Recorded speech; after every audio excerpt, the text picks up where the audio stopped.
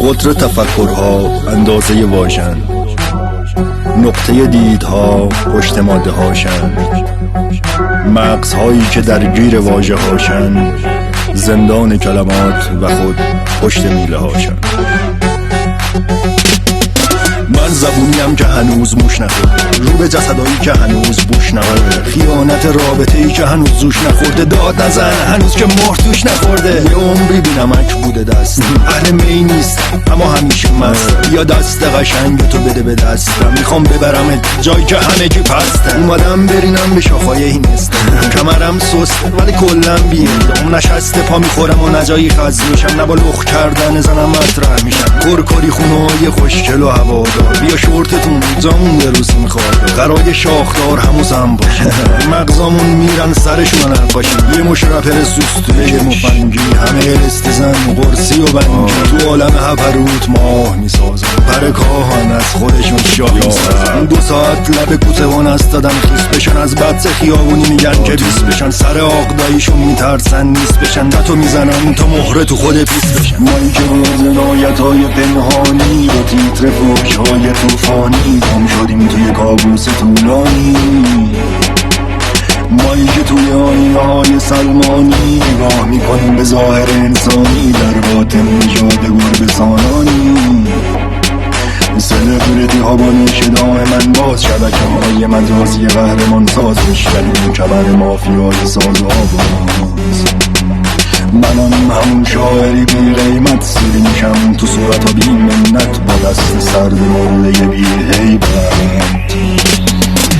یه نفر یه شب معروف میشه، این بگوری که با پول اومده بالا که نمیشه، همینیه که هر گردی گردو نمیشه. شیکم و ساپورت سیبیل که خانه نمیشه، این ترند سر و دیدی کابشن قرمزه، کنسرت آزادی و عکس هم میندازه. اینو باید سر به داغ بریزه کنش، حق این نبوده که آخه این مو نداره به بدن مدیری رو بگم از ساعت مارکش، وام های میلیاردی و حساب بانکش. مهمون دعوت میکنه میگه عاشق شدی، به تمرک سر از دردشون غافل شده، کلمه گونه ببین کی شده جاله، ریمیل میماله دهن گشاد باله، اشوه نه یا بابا مگوش مرگ من، زای خواب میخوای بیا بشین ترک، از سر این گلزار نمیشه گذشت. این مانکن معروف بی هنر پلشت، گفت گور اون که گفت این سوپر استاره، تموم هنرش قدشون موله کفتار. همتون به جن کشیدین صدا سیما، بخوای بازیگر بشی باید برداری حریم ها، زنی و افت داری و متأهلی باید بترسی، وگرنه برا پیشنهادشون برواز باید بلرز. سایه پوش ناموسی داغن،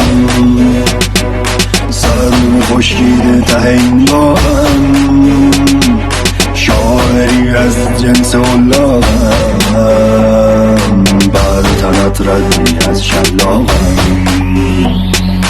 با پول اینا میشه ایران و خرید، میشه تو اصفهان و سیستان و خوزستان، میشه اصلا ایران و جاودان کرد، میشه واسه برداشتن ریشه فخون به پاکم از وطن میزنن و فدای قلب، دور از حاشیه و به ظاهر مرد، از دور گرم از نزدیک سردن، هویت هنرمند و ریشه کن. من دست عرق کرده یه کار کردم، با دیدن همینا بود که یوزد بزنم، در کل نمیخواستم برینم بهتون، این حرفم هم جزو بچه اما بچه‌ای که داد میزنه سرتون، حرف حق و با بلا میاره براتون. پس بیاین کمک کنین به هموطنتون تا برطرف شه بوی گند تنتون. هنرمندای واقعیمون همشون تو حبسن یا فرارین اون دوران نشستن، بی خودیامون دارن روز به روز ستاره تر میشن، از پولای من و تو مایه دارتر. من حرفهای چند سال بعدم بی خود است و توقع دارم، اما اینا رو باید زوری کردشون زروار، یه دستشون نسخه پزشک بشه یه دست شلوار. همتون رو دیس کردم که خیس بشید، نه اینکه همتون واسه ما پلیس بشید، برید تو بکنید مهمون ما